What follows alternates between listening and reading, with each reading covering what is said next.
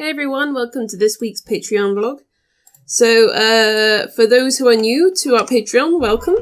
I'm Katie and I'm going to be taking you through some of the updates we've been doing to the game and explaining a bit about how everything works behind the scenes. So this is sort of exclusive content that I won't be posting outside of Patreon, and you can ask me any questions below if you want me to expand on further things in further weeks. So I've been away on holiday for the past few days, so I took a break, and we didn't have a lot to update on before I was about to leave, so I thought I'd save it up for this vlog to sort of do a really in-depth vlog for you guys, and explain about all the new changes we're doing to Billy's moveset, just to make things feel a bit more fluid, because it's really important to me that the character is feeling good before I even start to make a demo version for you guys, as my plan is to get a sort of a playground area just for you to mess around with the character's mechanics and let me know what you think of them, if you think the jump is too loose or something, or I don't know, if everything's responsive enough, and to get your feedback before we even bother to white box the first level. Because if we white box the first level and then you tell me, oh, I really don't like the way the character feels here, and then I'll have to change the length of the jump or something, then we're going to find that the white box is not going to work for the character's moveset anymore. So we're really still just focusing on that. I'm getting some environment art ready as well, just so we can plop that in. So I can start on, since we've got a firm theme for what the first demo is going to be, which is a pirate-based theme, I can start making environment art whilst James continues to code. We've got pretty much all the character models done now, including the otter and the cat pirates. There's a couple of extra things I'd like to do, like a fat cat pirate, which I have the concept for, but that's not really important, and I need to finish off the Kraken. But these are all sort of nice, extra shiny pieces to the game, not full, what's the word? It's essentially like icing on the cake. I'll get to those later, and I'll focus on her moveset first, because that is what is important. So I'm going to talk about a few things that we've done to change how she moves slightly. So one thing we've done, which is a subtle change, is that her direction when she turns is no longer based off the analog stick, but her actual velocity. So if we were to, it stops problems like walking into walls. It does do make this weird little glitch though we need to like work out, but her rotation is purely based off her velocity now instead of the actual thumbstick, which makes things feel a little bit more smooth. And then we've had to add something called coyote time. And I'm kind of surprised how many people don't know what coyote time is, so I'm going to explain it to you now. If you play a video game, you probably don't notice the amount of effort that goes in behind the scenes to make your game fun. And you wouldn't think that it's there, and once you learn about it, you can't stop thinking about it when you're playing games. It's almost like a curse that you're playing every game and analysing it from then on. So when we were playing Billy on the new playground map that I've been working on, I found something seriously annoying because I was trying to time it so that her jumps would be perfect between each platform so that the player has plenty of space to get to a jump, if you know what I mean. So like, I'm making sure that the space between jumps gives you a comfortable amount of distance to land to the platform. And coyote time, well, the problem is that I was leaving it to the last minute to jump, like I do in any platformer game, and she was defaulting to a double jump, which was annoying because to me, that didn't make any sense because it seemed like she was still on the platform, but actually she wasn't still on the platform. And so it meant that Billy was in the air and she was defaulting to a double jump. And despite the fact that the platform was only a single jump away, it annoyed me slightly because if I want to do a section where the character has to run and they have to suddenly jump and then double jump to get across a big gap, the player's going to think that's unfair if she only double jumps and then they can't make the jump width. So what we had to do is do something called coyote time, which is programmed into a lot of games that you wouldn't realise. And it's named after the TV show Roadrunner. So if you've ever heard of Roadrunner, it's that little bird that goes beep beep and then runs away from the coyote. And you'll recall that in these episodes, the coyote would end up floating over a gap on a cliff, look down, wave at the camera, and then fall. And in a similar way, we've programmed in so that when Billy comes off the edge, despite still being in the air, we give a few extra seconds for the player to be able to jump. And you won't really notice it, but it needs to be added. And I'll try and slow-mo down now to see if we can actually see it in action. Oh. And you'll probably see that her feet are actually over the edge still. Oh, she's double jumped there anyway. Oh. We've had to fine-tune it quite a bit. We can change how long we want the coyote jump to be. And we've fine-tuned it to a point where it feels good. So she's still technically... There you go. And we could continue to add additional seconds to this, so that the player thinks that it's still fair. And there's all sorts of tricks that game developers add to games to make them feel more fair. Like increasing and decreasing collision boxes, because if we kept everything really pixel perfect accurate, it can be frustrating. And I'm sure people who have played the newest version of Crash Bandicoot can agree that pixel perfect collision is very annoying, because I don't remember Crash Bandicoot being that hard, and the reason why it's now really hard is they've gone for pixel perfect collision instead of square collision. So you didn't used to miss all those jumps back when Crash Bandicoot first came out, but now you are. So in a similar way, you want things like enemies need to have small collision boxes, so you don't get hurt as often, but your attacks have huge collision boxes. And it's all about just making sure the game feels fun. It doesn't need to be hugely accurate as long as you're having fun. So the next thing as well is, since we've got this ladder here, James has added a ridiculously long ladder for some reason, but it is good for testing stuff. And we needed to test this purely because after we changed Billy's the way she rotates, this didn't work anymore for a while. I'm going to slide down. Okay, let's think of other changes. Most of it has just been tweaking things that already exist, like the coyote time stuff. You'll see that she's got dynamic leaning, which is something we already had. But I'm going to explain a little bit about how that actually works for people in case you're curious. Oh, we've also got this additional thing. If you see that Billy now sort of stops, this is something we're only going to add if she's running, instead of just like this.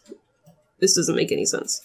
But I really want there to be a lot of movement behind the character. So I really love in Super Mario, if you stop and then turn around, he does this really dramatic slide and then animates turning around using root motion. So in a similar way, I want Billy to have these little animations that sort of add. So for example, I'd like an animation that if you're really close to an edge, she's going to start flailing. We've got something already for high falls. Oh, apparently it wasn't a very high fall. 1 minute.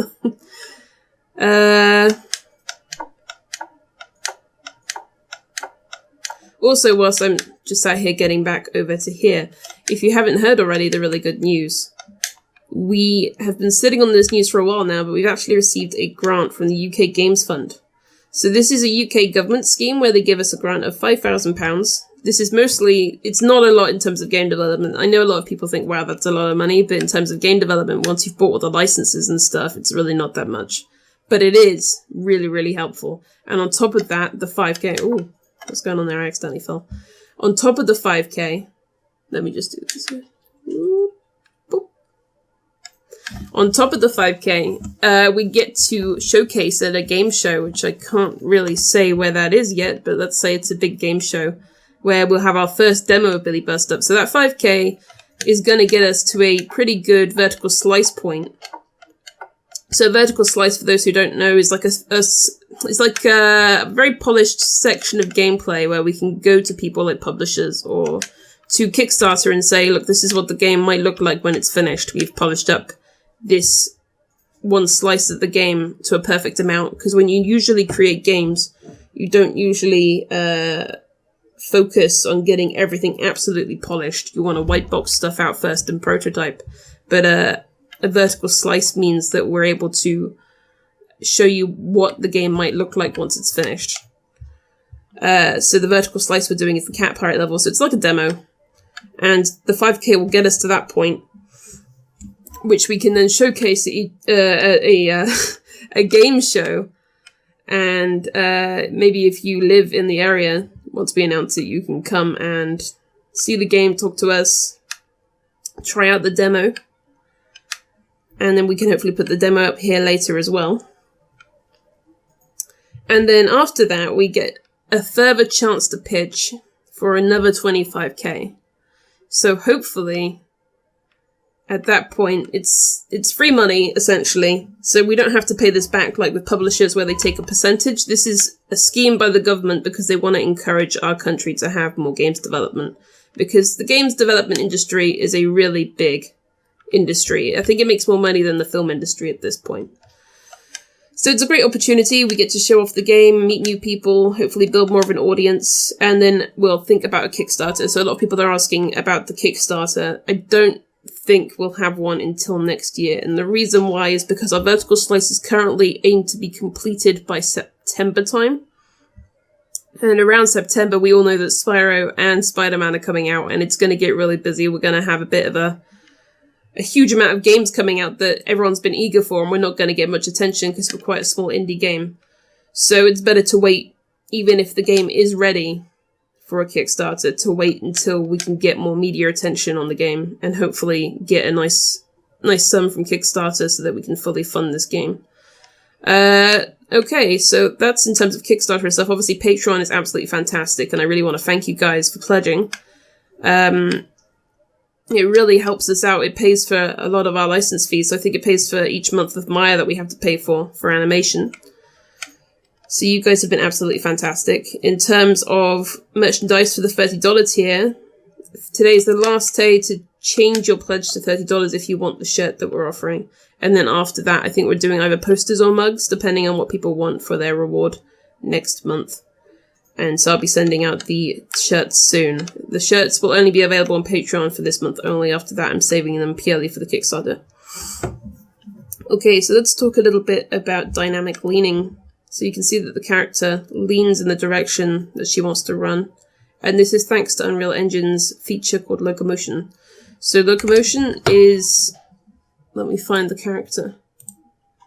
It's pretty ingenious. I quite like using Locomotion for practically everything. We use it for swimming as well.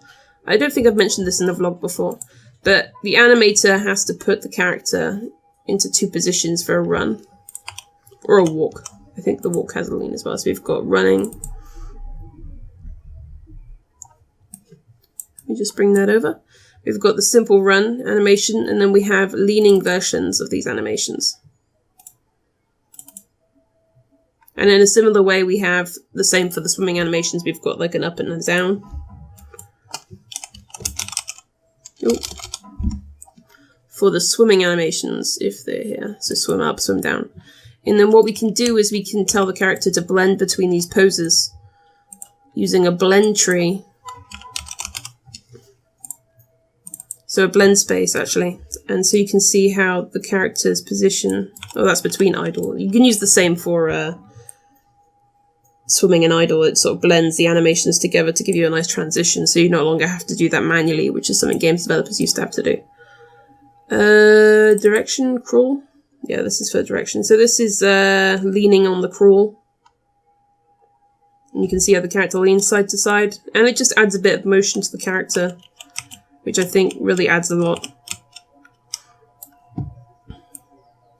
Just a quick note, but yeah, the animations are definitely in work in progress. I've had a lot of people ask about this and give critiques to the animations. And the thing is that when you're making a video game, you really shouldn't focus on polishing your animations straight away. You can see we have a whole ton of animations here, and animation takes a really long time to polish up. And when you're making a video game, you want to prototype quickly, so you don't want to waste hours and hours and hours making everything super shiny, and then you find out that you really don't like the way something works. So if we wasted hours, we've already ditched certain mechanics already. Like the roll has changed quite a bit into a root motion roll. And so as we change the mechanics of the characters, and we might get you guys to test it, and maybe you say, oh, I really hate the roll mechanic, then we don't have to, well, we're not going to waste time polishing that.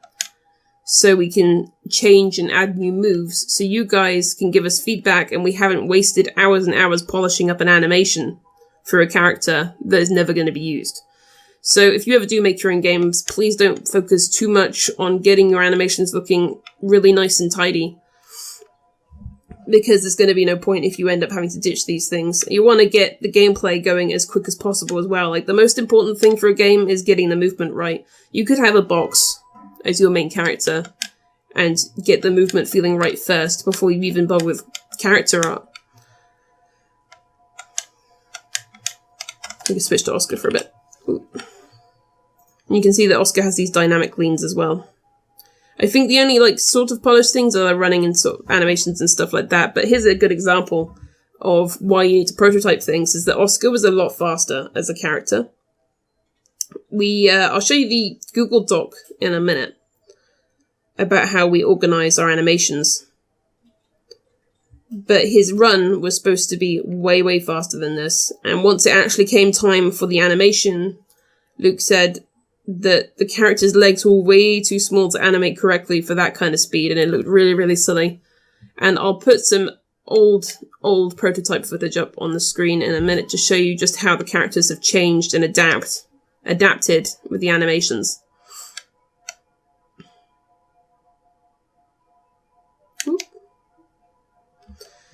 So, what else have we got to talk about this week? Let me just check. Is there anything else we need to talk about? Have you added anything else, James? No? We've taken a bit of a break, so we're a little bit... We haven't got tons to update with. Another thing I want to bring up is that we are looking into accessibility. So I'll put the list up on the screen in a minute. But I'm trying to talk to people who have accessibility needs to make sure that the game is accessible for everyone, because it's very important that you start adding these features now for a game. So let's say that you have someone that finds it hard to see text when it's really small. We need to add font options, and it's better to add these font options now so we can adapt the UI with it rather than at the end of the game. So I'm going to put this list up, see what you think. If you know anyone who needs accessibility when playing games, it'd be great if they got in contact with us. We're looking for testers so we can make sure that the game is fun for everybody. These features won't be added in straight away because we have a really tight deadline for this game's consumer show, but it's something we really need to keep in mind whilst developing. Okay, let's think of what else we can talk about. Trying to think. In terms of, this is a complete mess, by the way. This is like the very first test map we made. I don't think I've shown it before, but it shows a bit of the mechanics that we have, like the test platforms. Ooh. Didn't know it would do that. Ooh. You can see that we used to have a live system, but live systems are pretty obsolete. Ooh. But yeah, this was the one that was used for the game jam, and it hasn't changed since, so we're just testing all our current mechanics in here.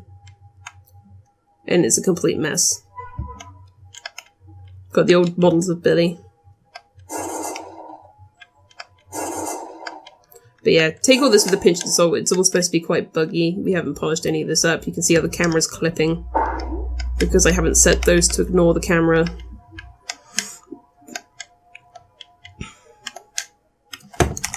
Okay, let's just take a quick look at the Google Doc that we have. And I'll explain a little bit about how the animation works.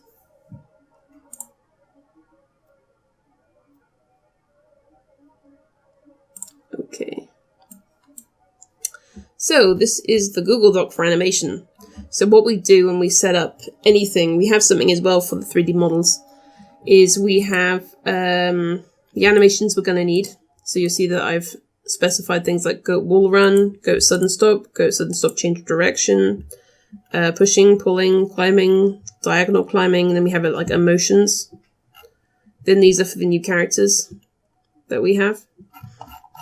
We can make notes, leave descriptions and references to things, what kind of speed the character needs to run, because we need to make sure the character's feet don't slide, and then what progress stage we're on. So you'll see that anything that's rough is just a blocked out animation. These things are going to be improved on in time once we have solidified the gameplay. Once the gameplay is solidified and we know we're not going to get rid of these things, or we're not going to change the speeds of these, then the animator can dedicate time to these.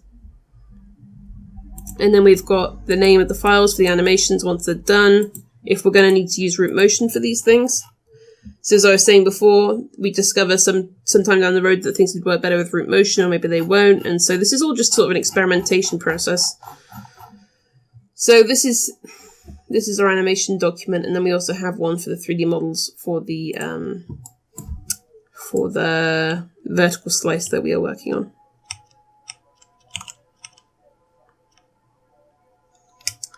Okay, I think that's it for this week. Next week we are focusing on, we're sorting out a voice actor at the moment for Billy. So a lot of people have asked me the same question on, Is Billy going to have a fully voice-acted voice? Is it going to be more like Nintendo? Right now, it's really up in the air on what we're going to do, because we use quite an agile methodology, which means that the game is constantly changing and adapting depending on feedback that we get. So we never try and solidify any ideas, because it's kind of a bad idea to get really attached to one idea and it's not working and people don't like it, but you go with it anyway. You really need to be open for feedback, open to change things. You still need to be a little bit stubborn. If someone said, I don't want to go main character, I'm obviously going to ignore things like that. But in general, I do like to hear your feedback. You just got to sort of decide for yourself what is valid feedback and what is not valid feedback. But if someone was telling me that they didn't like a certain thing, then I need to be ready to change the story or the way that the game plays so that everyone, well, not everyone enjoys, but that we get the best out of the game that we could. So I'm trying to see where I was going with this point. Oh, right, sorry. Okay, so I've just remembered I'm going to cut the video because I took a really long pause because I completely forgot what I was talking about. I try not to script these videos because I don't want to come across as scripted. Okay, so in terms of voice acting, I quite enjoyed... Well, I used to be really anti-voice acting for indie games purely because I've seen a lot of indie games where the developers have tried to voice act themselves and it has come out as super cringe. So I feel like it'd just be better to have text sound effects, and it is easier for me to organize a bunch of text sound effects. But then also there's the criticism of Yooka-Laylee having really annoying sound effects for the characters, so it's kind of trying to find that balance there. So as of right now, the current plan is to have text sound effects, but some voice-acted sections. So we do have a voice actor for Billy, and once we sort out an NDA and contract, I'll introduce you to her voice, which is extremely cute. I'm really happy with the voice actor we ended up with. And that's our first voice acting character that we have currently. We don't have a voice for Oscar yet. You're more than welcome to send in auditions for characters if you see them and you want to voice act for them. You can audition for them. Or if your friend wants to audition for them, that's completely fine. You can send that to our email, which I'll leave in the description below. So...